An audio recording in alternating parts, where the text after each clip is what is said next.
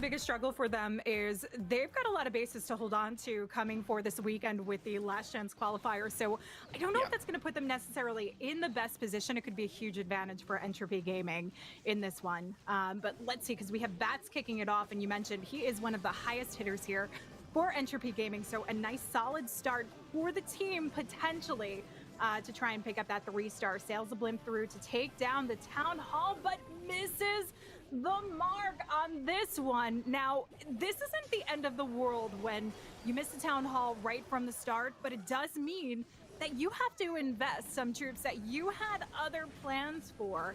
So tries to bring in the Drag Rider to work this along. It just needs like one sneeze on it, and it's down. Just a tickle, just a sprinkle of damage in order to make sure that tunnel is literally disintegrated. But it doesn't matter. It has been done. A little bit more investment was required, but that doesn't matter. We'll have to see how expensive this attack is. As long as it gets a lot more value than he expects, then that should be fine here. But Scannershot will get taken down on the eastern side with the King and a couple of Drags just following suit, just literally trailing that far behind. The multi, though, is going to get a little bit more value than we expected, considering now most of these units have diverted towards the south side. But in the end, though, the Drags have turned around, has prioritized that multi, which is going to do him a lot of favors here. But the scanner shot on the eastern side as well is going to be a little bit of a pain in the backside in terms of the longevity of things. Yeah, this pathing is not going in his direction. That's one thing that we've seen today with these pathings going a little bit awry. That scattershot being up, huge damage that it's been just throwing out there to the heroes on the outskirt edges of the base. A little bit of settle down, but we've already burned through the abilities, and we still have the entire other scattershot and defending AQ to get through. So this certainly does not have any opportunity or chance. You needed the full force of those dragons cutting through the core, not through the outskirts of the base, to get this one done. So Bats, maybe meeting an unexpected defense, knowing that REPOTTED Gaming had been sitting quite lower through the season, though they did step it up towards the back end of the season to bring those defenses a little bit higher. They're looking off to a strong defensive start for REPOTTED Gaming.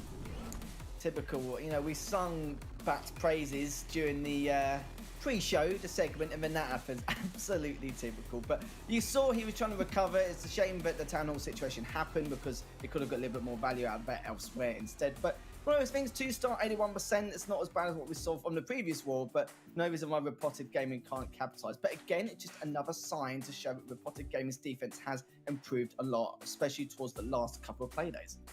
Yeah, this is really what I wasn't quite sure of. I know we all went for REPOTTED for the win across the board on this one, but this is where they could get this big win in, but trying to work forward going up against the teams later on is where they might be a little bit pressed to have to use all of these other bases that they just don't necessarily want to showcase. But you never know what's going to be brought to the mix. And again, offensively, they were hitting just as high as we saw with ATN and Badzinger. So they just can try and see if they can ride on that one for today. But Klinger kicking it off for REPOTTED Gaming and coming in with what I always call the old reliable, the super pekka smash. And we've got this nice big open compartment to the outside edge of the base where we can take out that scatter shot, eliminate some heavy hitting splash damage item, but also start shaping up our path leading through towards a Town Hall. And because we're bringing in this log launcher, we want to get a nice line drive. So we're going to just work everything coming in from that northern side of the base where you can see the funnel already set, work our way through, take down the eagle, and be able to use that warden ability ideally coming in through the core of the base. Yeah, nice little slow start here from the side of REPOTTED, just making sure just to avoid that time fail at laying it on. Just working to that western side. Apologies, eastern side. But even with the Super Pekka Smash, though, we've seen it once earlier on. We only saw it once actually in that last war, didn't we? And actually ended up being a failed attempt here. But hopefully they'll be able to make this work this time around in comparison. Pushing with that Ice Golem to try and delay the DPS on the defense to give these Pekkas a little bit more room. Of course, with the heroes now coming out, especially with the King there, just to help to create that funnel further, take out the structures in the northwest. And even then, though, even with the log launcher, this is going to be a nice way to continue that funnel further. Yeah, so we have that small opening where the Ice Combs actually work their way through, but the King completely bypasses. That could have been a really nice spot for him to come in, but we still have the opening leading towards the scatter shot, which could also be nice. Now, though, Ice Golem could really do a lot of distraction, hold off some of the beams, and Oh, hold on. We got a Pekka coming in, so this is going to help out quite a bit. But we can see how spread out this is. But the main focus leading straight there to the town hall. And because we still have that Queen's ability, we've lost out, it looks like, on most of the Super Wizards. But we have the Queen's ability to help carry through. And of course, these Yetis that are going to do a phenomenal amount of work for the defenses on the back end with this Rage. Certainly is indeed. Still heading towards that town hall. Still got a little bit of defense there to deal with. Does take it down eventually, but at what cost though? Still got the RC veil on the left-hand side, and you've got to remember as well, her ability has already been used, but the Queen's hasn't yet. So with 45 seconds left, it's just a matter of he can make sure to try and get this done, and it's just going to be a matter of time at this stage, depending on the circumstances he put themselves in.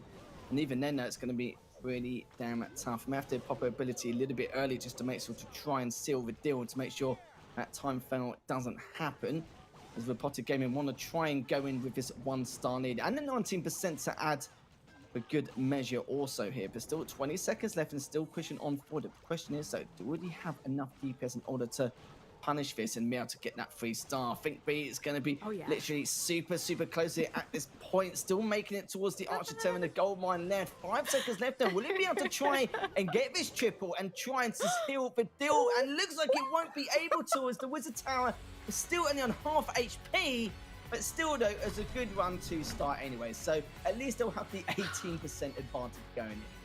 That loon just a fraction earlier, and that would have gotten it done. It was still alive and well, you know, and you can understand the patience there to try and get that. It does keep them in the lead on percent. 99 is never a bad spot to be in, except when you get into a star game, and this is what we could start seeing heating up. But oh, that hurts.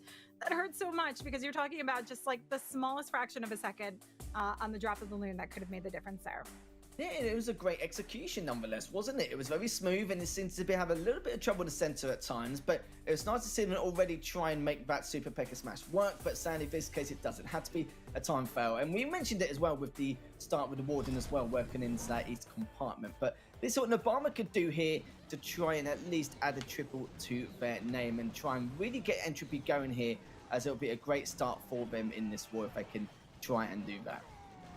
Yeah, so we have Nobama bringing in the hybrid. This we know has that 70% overall hit rate through the season. So it is a very powerful strategy to use right now. But again, still base specific. And typically you want to go for that town hall with the queen charge portion. We've seen from time to time a few mix-ups in how people approach it, but ideally you don't want your hybrid actually having to go through the town hall compartment. So leading this path straight towards it, we do still have 2 additional super wall breakers, and I'm looking to see if he might have opportunity to pop the king in somewhere else, but we've already used him actually initially to section off the funneling for the queen. And this is actually something to point out when we're doing hybrid, that use of the king for funneling everything in, but because we're bringing in the siege barracks, we can actually make sure that the miners stay nice and compact along the inside edge of the base. And good awareness from the Obama as well, knowing those rocket loons could definitely push to pop in the queen's ability there. But speaking of that, it's actually just being used now heading towards the town hall. Does get taken down in the end because we wanted to save it for the town hall, but those rocket loons earlier on and for the defensive purposes was trying and execute that if they could, but had to waste a free spell to drop another rage as well, which is perfectly understandable. And speaking of rage, another one does come down again, pushing in towards that town hall compartment. These hog riders are also coming in from the east side, and these healing spells are going to be very important. It did have 2 healing spells. Placement is going to be so vital in order to keep these alive, but these spring traps aren't really doing them any more favors.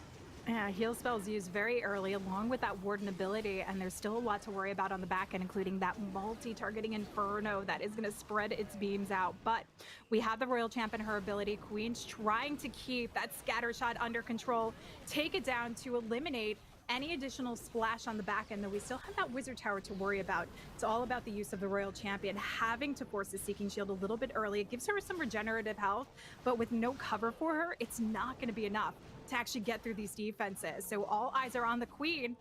However, Lethal, there's only 36 seconds left to go, and a lot of base left with storages to have to get through.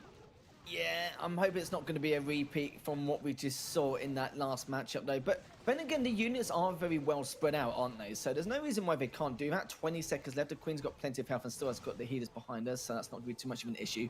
We remember previously as well, the units were just way too spread out and just way too far away in order to not get that triple. But with 10 seconds left, as long as the Pekka gets there in time and the Queen helps out a little bit also along the way, it should be okay. 3 seconds left. He should be able to do it. I don't know when he's done anything yet, but it's going to be to the few tenths of a second as Obama, unlike Repotted in that last matchup, will be able to get their first triple in this war.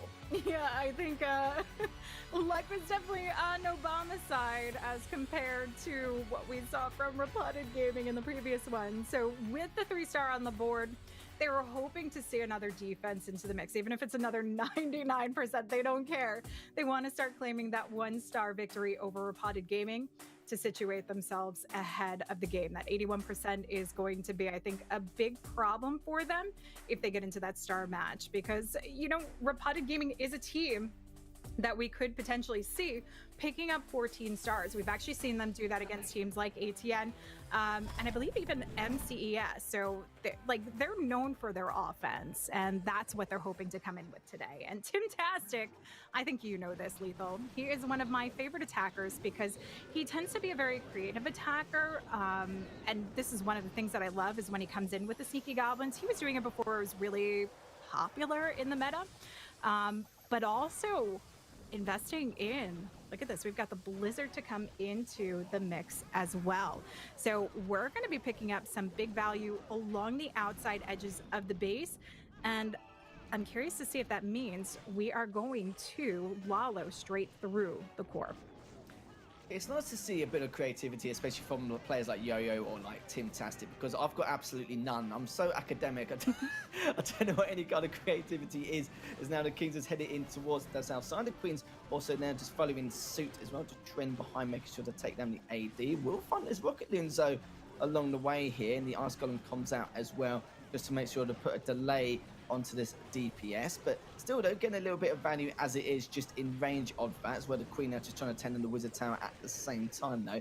But for Timtastic though, we've seen some great performances in the past. We know how creative he's been, and looking at this though, he's still got 3 invisibility spells. He's got 3 haste spells for these loons for later on to make this approach, especially towards those Scatter Shot and the Multi Infernos, to give himself a nice bit of leeway here in this matchup. There's just so much is so clean and so nice about this approach. You know, you think about these attacks and they make it look so easy, but these sneaky goblins used to actually help kind of pull out the CC troops and waste some of that time so that the abilities are worn off as the heroes are working along the outskirts. Now, obviously, we still have the super minion up that we're going to have to contend with, but with the Electro Owl, this could get taken down rather quickly, along with the Headhunters once the heroes are taken down, or even some of the minions and pups into the mix. So we're gonna have to see. This means the Warden's gonna have to try and hold on to this ability to get through the multi, but does need to indeed kind of push it a little bit further. But he's got the push to actually try and keep it going fast. I'm a little bit worried with this tornado trap and all the traps because out of the Warden ability. Again, it's like back in the first war, wasn't it, with those group of loons for Yo-Yo, which literally just got absolutely diminished there. It's such a shame as well, and he had the haste spells and everything to make it work, but of course with that tornado trap, it's just not going to do him any favors here. It's definitely not going to be the best percentages in the world, but he's going to try the best out of a bad situation here, and now just looking to see what else he can do here. But it looks like it probably will be in the high 70s, low 80s, considering the circumstances he's in, and this very uncharacteristic of Timtastic to make a failed attempt here, which was a little bit of a shame, but for Repotted Gaming, they're definitely not out as of yet. But it does mean, though, that Entropy Gaming will have that 1-star lead, but also have the percentage they were dying for. Yeah, this is definitely a good thing for them. The 79% just keeping them edged a little bit lower now. You know, it's unfortunate to see that. You saw the hastes that were not used, obviously trying to hold on to those as he was pushing through the back end of the base, because we still have the defending AQ up. We had that multi we needed to get through, and I believe there was still a scatter shot up. So, you know, strategically holding on to them, just not really planning for that tornado trap. So I got to give it to Entropy Gaming for their trap placement. Definitely some solid work.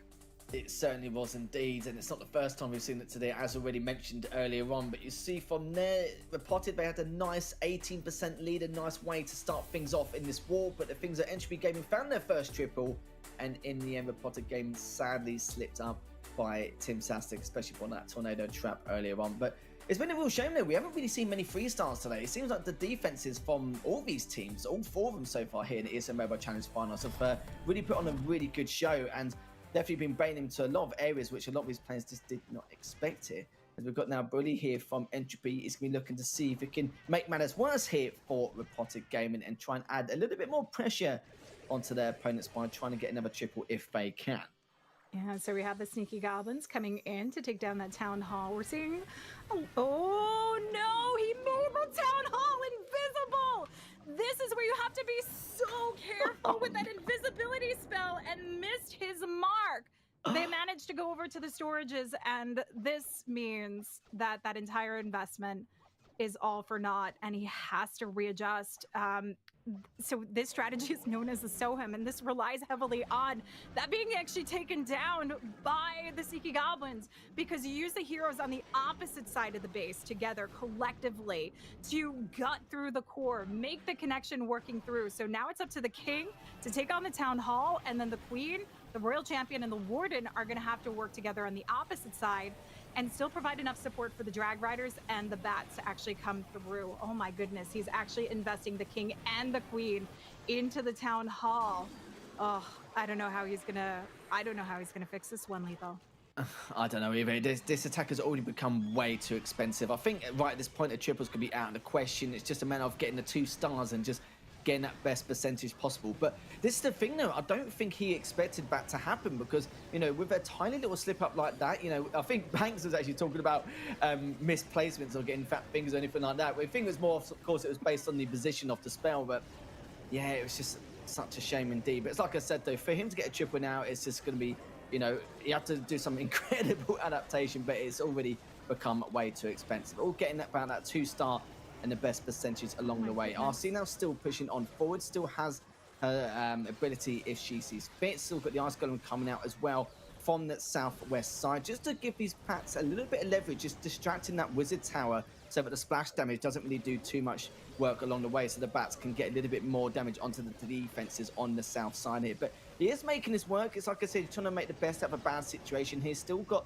2 freeze and 1 invisibility spell to use, and he's witnessed the actual Tesla farm then, the majority of it on that 4 o'clock side as well. It's just gonna make matters worse. If it's a shame, we could talk about every time a team has a, you know, incredible advantage or a star lead or something which will definitely keep them going towards the war.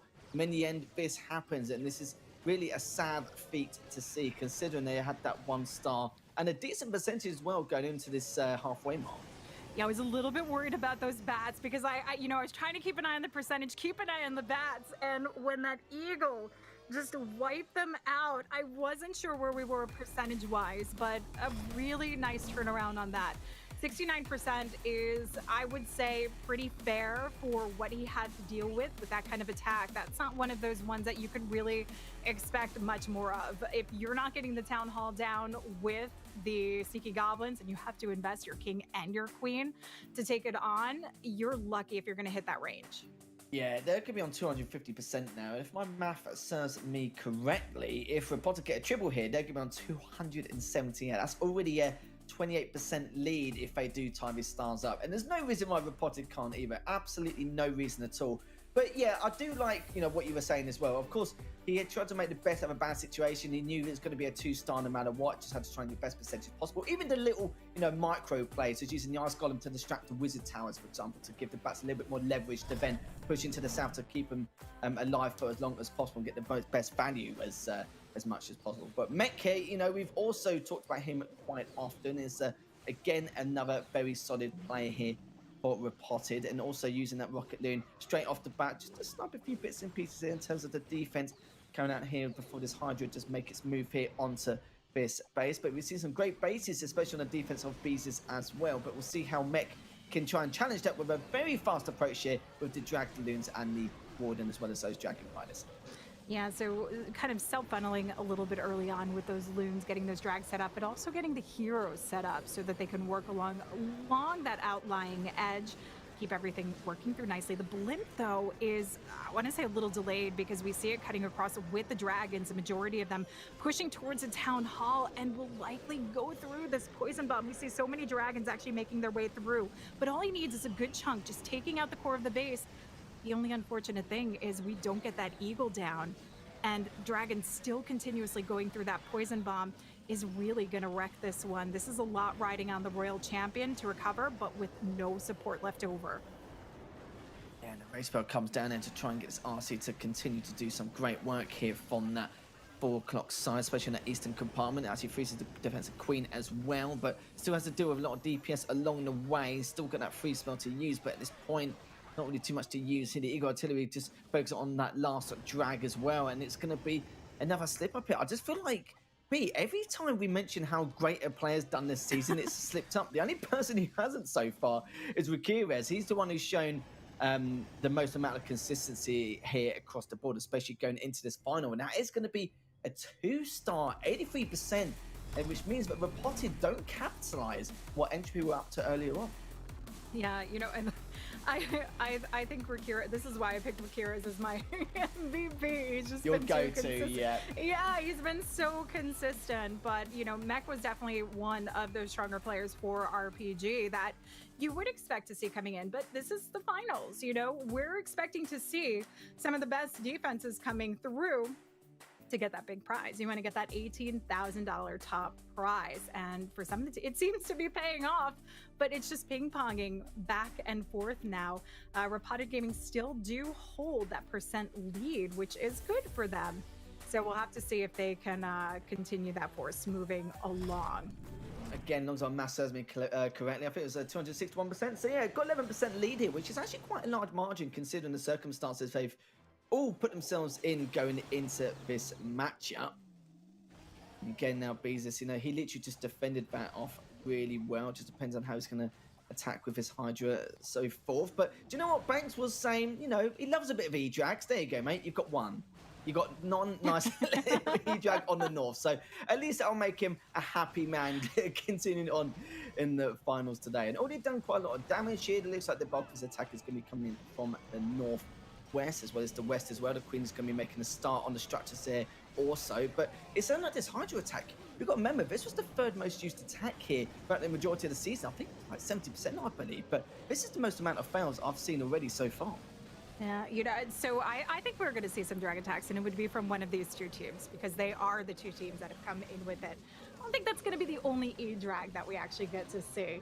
So we have sectioned this off nicely. Investing the Zap Quake to take down both the Queen and the Scatter Shot was a very smart move because we can see how narrowed out the pathing is for the Hydra, for the Dragons and Drag Riders to keep them focused and moving along. And I like this. He's got this long line drive to the Town Hall, holding on to that Warden ability, but the Drags and Drag Riders are so far away from the Town Hall, they're going to take on a lot of the defenses surrounding, I was going to say, before the Blimp actually gets to the Town Hall. But hold on, he's got Sneaky Goblins in there. He didn't bring in the Drag Riders and Loon, so he didn't need to get it right over top. So it actually is able to make the connection, get the job done, even though it wasn't right over there. Look at this as well. Most of these units have, I was going to say, literally just outside of that poison range, but the multi, long as this is taken down as soon as physically possible, it should be fine, but I don't even know why I'm still continuing on as though this is going to be a failed attack, because Beezus is going to get a nice, easy triple there. Probably one of the smoothest attacks we've seen so far today, as a lot of them have been very hit and miss, have been very close, they've not been smooth sailing at all, but Beezus is definitely going to change that. Gets to triple for Entropy, and now REPOTTED are going to be further on the back foot. Yeah, so REPOTTED has another opportunity. They need to start, well, 2 more opportunities. They need to come in with the 3 stars and try and hold 1 more defense. So for Entropy Gaming, because they're down on percent, they're looking to see if they can hold strong, at least through one of these following attacks to make their lives just a little bit simpler here. I don't know what to expect. I really don't, because REPOTTED Gaming has brought in some nice defenses, which again was something I think we were all uncertain of what we were going to see, considering they are going to be playing in the last chance qualifiers this weekend. Well, yeah, this is the issue. This, you know, it's just another reason for them to not reveal any of their defensive structures, their base builds, or of course any of the composition they're going to bring to the table, because that last chance qualifier is going to be super, super important for them. And this is a guy I always speak about. I think I talk about him a little bit too much here. As Largo, he's going to be coming in here from REPOTTED, and I've very rarely seen him come out with many poor performances at all. He's been very, very consistent with the triples. I need to really look back and see how many triples he did get, because it must be at least 85-90% at the bare minimum. It's coming up with Peckers and also some bowlers as well, which is going to be the first we've seen so far. As I'm pretty sure we're not watching Kingpin with the with the super bowlers, but again, having a nice little bit of diversity here, especially with the variety of strategy we've seen on board throughout the entire course of the day. And I see something a little bit different here, B. I really like this early warden ability because we can see the loons carrying straight through the center of the base. Ideally, this is what we want to see. We want to see picking up those traps in the core so we can keep the healers alive. We've got the bowlers rocking through pretty strong. Exactly what we expect out of these super bowlers. They are a tanky bunch, and the navigation is just so beautiful, using the advantage of the 3 shots from these bowlers, cutting across the base, and then just swooshing around right there to the town hall with a perfectly placed siege machine, or siege barracks, that actually opens up those hogs to help come in and tank for the royal champion. I'm just surprised that we're seeing the super bowlers, because I thought that GH Rest are out of competition. That's probably the end of that conversation. But it seems like Largo's going to be coming out swinging here with these super bowlers and doing a phenomenal job indeed. And look at the amount of time he's got left here. But he's still got 1:05 left on the clock, and he's got quite a fair amount left over. He's going to have absolutely zero issues here, and this is why I also sing his praises as well alongside things. But Largo, do what he does best, continuing to get that triple for REPOTTED Gaming. Nice little way to almost finish things off and keep themselves in the running. So it does mean, as you said, B, they are ahead in terms of percentage, but of course it's that 1-star gap. It's just a matter of entropy if they slip up in this final attack. We're just going to go through the stats as well. You can see still on 350% here for entropy. Is REPOTTED now still up by that 11% margin. So it's going to be tough. I think we do have, I'm trying to think who is left for entropy. I think it's Addy, I believe, and he's also been a phenomenal attacker nonetheless. Yeah, Addy actually, I think, has the 2nd highest hit rate in Entropy Gaming, just underneath that. So we could we could see a solid finish for them in this one. Bringing in the Soham, sorry, excuse me. No, we're coming in with a hydra bat. I see the bats and I automatically think we're coming in with a Soham. So yeah, not the case here. But he will come in with a hydra bat. What we want to look for is his entry point and how much splash he's actually going to eliminate out of the mix. So he does bring 2 ice golems. I'm assuming at least 1 for the heroes and then 1 for the back end to help distract the bats. So if Addy gets this triple, then it does mean that Entropy will be going to the upper bracket final to meet with Badzinger. But the question is, can Addy do it? This is going to be a real tough task at hand. He's looking to already push into that north compartment to make sure to destroy that Eagle artillery and the Inferno Tower just directly underneath. The RC has also come out quite early as well to make sure to get our hands dirty and try and make sure to push into that next compartment to take out some of those defenses. But I must say this though, B, this multi has had a large amount of value here across the board. The RC will have to pop her ability, and so will the Queen as well. So already, in terms of Largo's defense, getting a huge amount of value, and the Queen is going to get taken down, and that multi is still going to stay alive. Yeah, the pathing maybe not looking as ideal as I think Addy would hope for, and that scatter shot not going down, I'm kind of questioning if he wanted that to actually go down. But we do have an inline path. We need to bring that blimp in to cut across for the town hall. I mean, this is one where he has no hero support left other than the Grand Warden, so he needs to ensure that the Hydra does not go through the poison bomb. So coming in early with that blimp, just waiting for it to get to the tail end of the Warden's aura before he pops the ability here, so he can ride the distance and get over top. The blimp now just heading towards that town hall, does make it in the end, and still the majority of his talent is still trying to make this push. Some of the drags have already taken quite a lot of hits and a lot of damage along the way.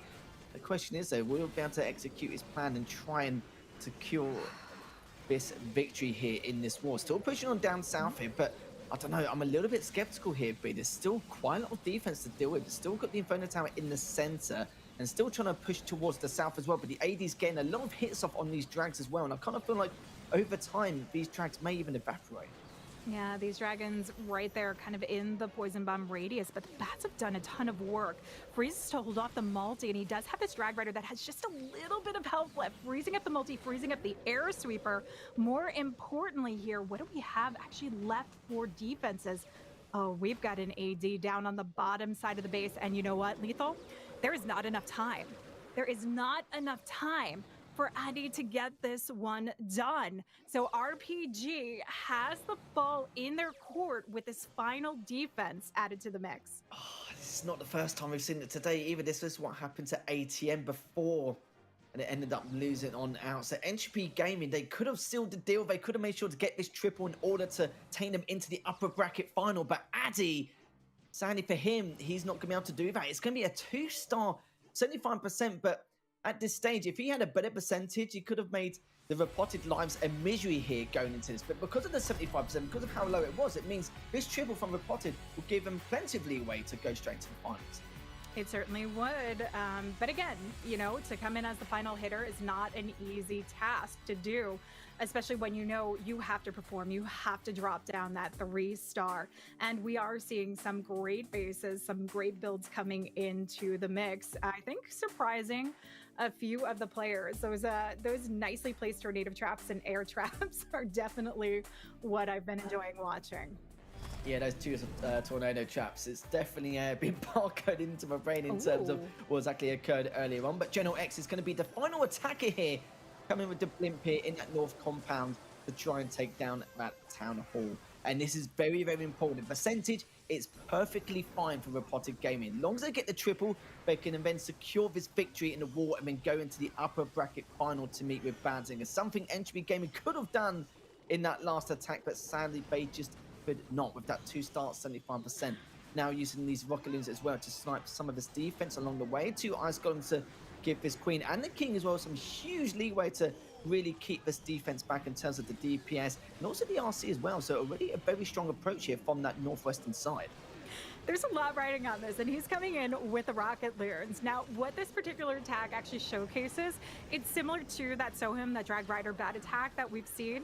It showcases the power of the heroes because you're using them together to clear out the majority of the base. You have to work from one side, wrap your way around, gut through the core, and then leave some defenses on the back end that you're sending those rocket loons in. They're basically coming in for support to help carry those heroes through where you need them to go for those outlying defenses. But look at this. We've got the heroes working nicely in the center of the base. Rocket loons doing their job and carrying on, and we still have 6 for the back end. Plus, we've got tons of spells to get through the scattershot compartment. Queen with the ability is looking pretty good, but small slip-ups, and it could still fail fast.